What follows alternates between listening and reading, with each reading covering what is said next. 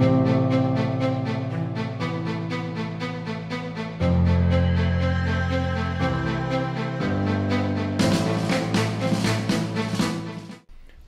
to Proven and Probable, where we focus on metals, mining, and more. I'm your host, Maurice Jackson.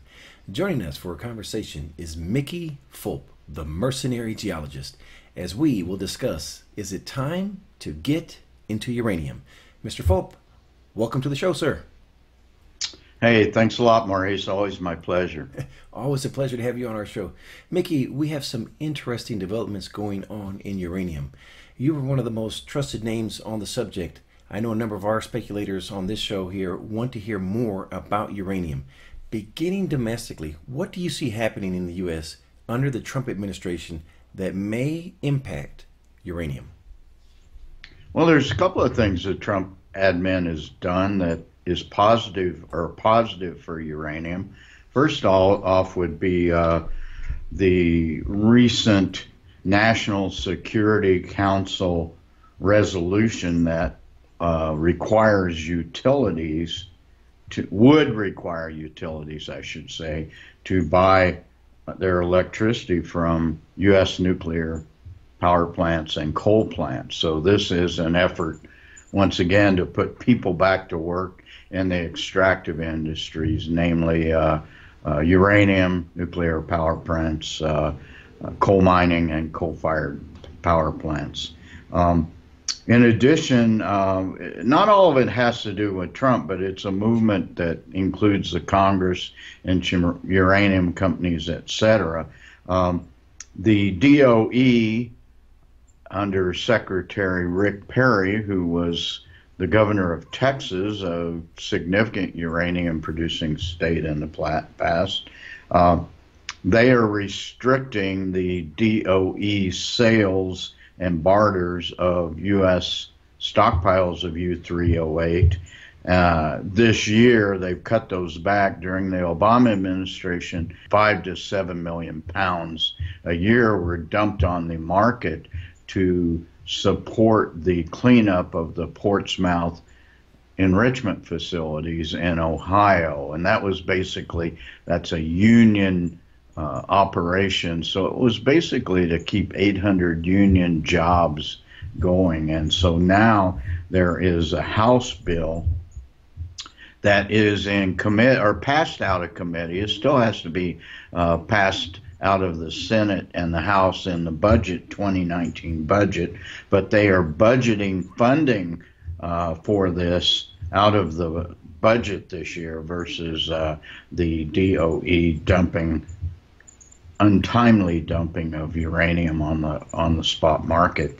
In addition, the DOE has recently killed the mixed oxide fuel project in South Carolina.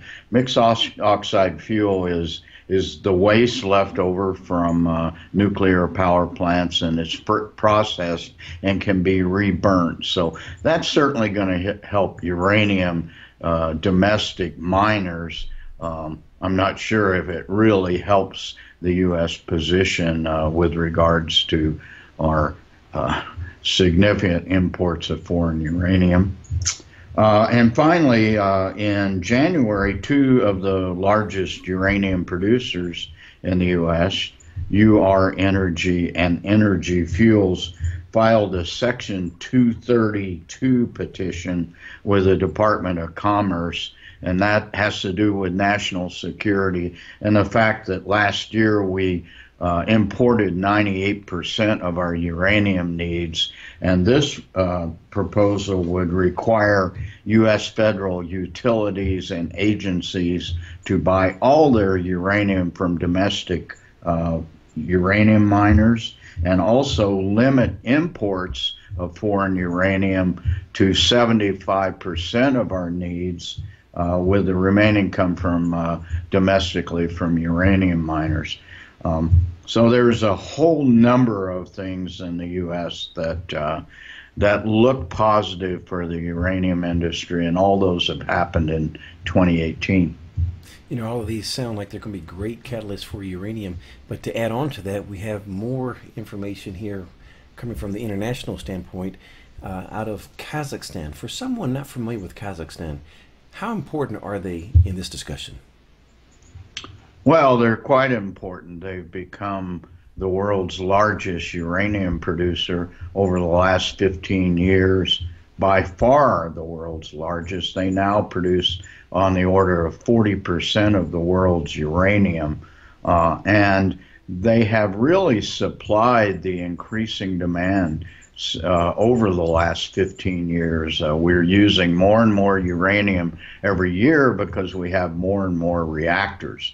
So most countries, most mines have either maintained their status quo or have dropped in uranium production, and that's been made up by the Kazakhstan mines, the ISR mines in Kazakhstan. So they cut their production 5.5% in 2017, and they are going to cut it another 7.5% this year. So from I think the high was something on the order of 65 million pounds, and that will be down to about 56 million pounds for 2018.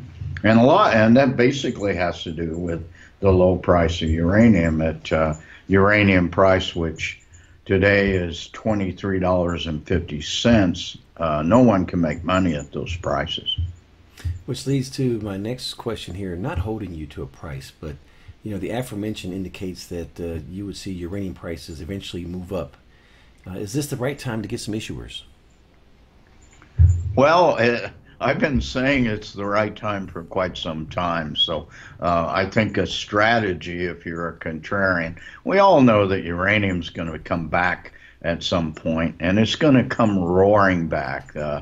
We see now that hedge fund speculators from Wall Street to the Silicon Valley are starting to position themselves. The Kazakhstans have just sponsored a new physical uranium vehicle called Yellow Cake, and they're going to devote 25% of their annual production to this basically storehouse of physical uranium. So that's 15 million pounds, 15 million pounds a year. So it looks to me like the time is coming, and it could be imminent. When this happened before, when the speculators came into the market, and especially the hedge funds, that was 2005 to 2007. That's when uranium went from $10 a pound in 2004 to its peak of $135 a pound in the summer of 2007. It's like Rick Rule once shared with me, everyone is a contrarian when the price moves up. I agree with you. This is the time to be there. Well, it really is, and there's one thing. Rick and I we do share a lot in common. Number one, we share a birthday, but number two, we share an investing philosophy that we stick to, and that's contrarianism. And we talk about this on occasion. And if you're a contrarian, you've got to have patience. So you get in early and you stick by your guns.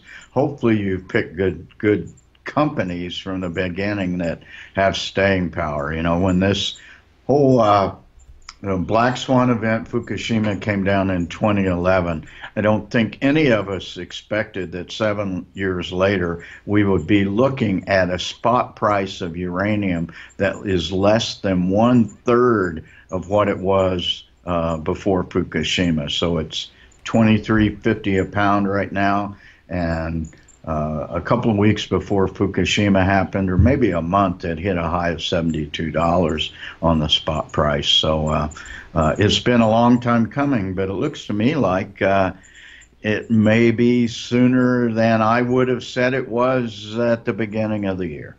You referenced quality names. Can you give us some issuers that have your attention? Well, I'll tell you who I own in uranium space. I own Energy Fuels. I've been a long-term shareholder of Energy Fuels from, I owned the predecessor company that was taken out, Strathmore Minerals. And so I've owned that company Geez, I think since 2007, and I own URZ Energy, which is a relatively new uranium company, an explorer. And I was a founding shareholder of that company in its private days in 2010.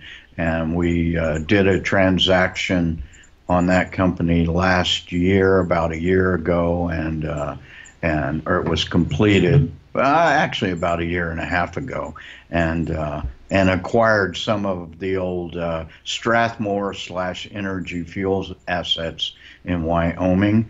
And then I own Uranium Energy Corp, and it is a past producer, uranium developer in the western U.S., specifically in South Texas and the Powder River Basin of Wyoming. And I've owned that company probably since about 2010, something like that. Interesting. You didn't mention any names in the Athabasca. I would have thought I would have heard some, but thank you for sharing those names, Mickey. Oh, well, I have a little bit different philosophy in uranium than I do in my other speculations. In uranium, I'm very focused on production or near-term production. I'm very focused on domestic U.S. uranium producers because we have ISR, and I tend to shy away from speculative plays, exploration plays in the uranium patch. Now, I have in the past owned and made significant money on Athabasca explorers, but let's face the facts here. Anybody that's got a uranium discovery in the Athabasca Basin, I'm talking major discoveries, they're 15 to 20 years away from seeing yellowcake come out of a mill. So I'm looking at shorter-term opportunities. Certainly, if I see things in the Athabasca or even in the U.S., speculative plays that I can get in early, that would be a strategy. But at this point, I think you want to buy U.S. producers because they only need about 35, 40, let's say $40 uranium. ISR producers, whereas new developments in the Athabasca Basin, you're looking very long time frames and probably upwards $65 to $80 a pound uranium to make them work. Point well taken. Sir, before we close today, last question. What did I forget to ask? You forgot to ask me when we will see each other next. And I think you can answer that as easy as I can. That should be the Sprott Natural Resource Symposium, the 17th through the 20th of July in Vancouver, British Columbia. That is quite correct, sir. And I will be speaking on exploration, and I am on a couple of panels which have nothing to do with uranium, but we should also say that I think we will both be attending Jayant Bhandari's Capitalism and Morality Symposium the day after the Sprott Conference. Absolutely. I was just about to reference that, so you took my thunder away there. Mickey, for someone listening that wants to get more information on your work, please share the contact details. You can reach me at contact@mercenarygeologist.com. If you send me an email, you will get a response unless you are a troll. My website is mercenarygeologist.com. There's a lot of free content on that, and my Twitter feed is @mercenarygeo with nearly 62,000 followers. And last but not least, please visit our website, www.provenandprobable.com, where we interview the most respected names in the natural resource space. You may reach us at contact@provenandprobable.com.